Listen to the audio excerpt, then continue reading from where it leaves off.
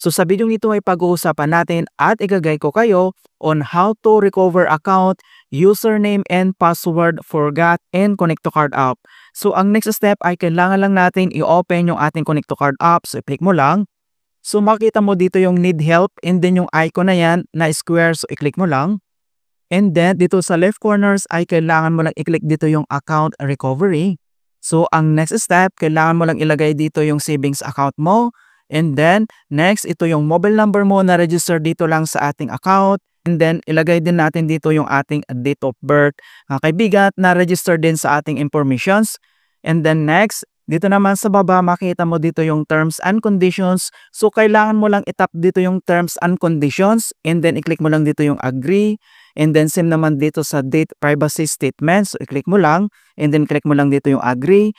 And then, saka mo ngayon itap dito yung submit. Pagkatap mo yung submit and then ito na yung makikita mo, we will now activate your device by generating a secure code. Click proceed to open your SMS app and send the generated loan code to Connect to Card at number. And then itap mo lang dito yung proceed. Ayan, so once itap mo na yung proceed and then please make sure the SIM card registered to your bank account is inserted in the device. Alright, and then itap mo lang dito yung proceed. Kapag katap mo yung proceed and then makaka-receive tayo ngayon dito ng text message ni Connect to Card app. So ganito yung format na marireceive natin. So ito yung loan code. So ang kailangan mong gawin dito, kailangan mo lang i-copy dito yung loan code.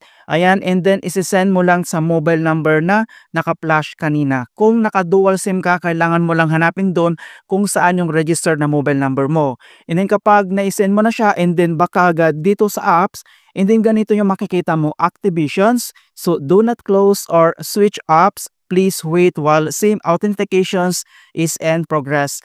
Kapag okay na yan, and then ganito naman yung makikita mo. So request successfully granted. Your account has been retrieved. And then itap mo lang dito sa baba yung proceed. Ayan. And then next step, dito na tayo sa login credential. So sa pag-create naman ng username and then yung password, so nandito yung guide. So at least 6 characters, can be alphanumeric. Nagawa mo na yan and then next.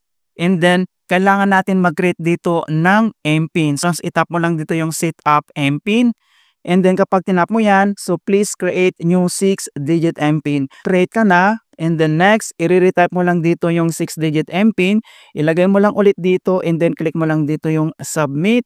And then ganito na siya. So makita mo na dito, congratulations, you have successfully registered for your username, password, and MPIN to your Connect to Card mobile app.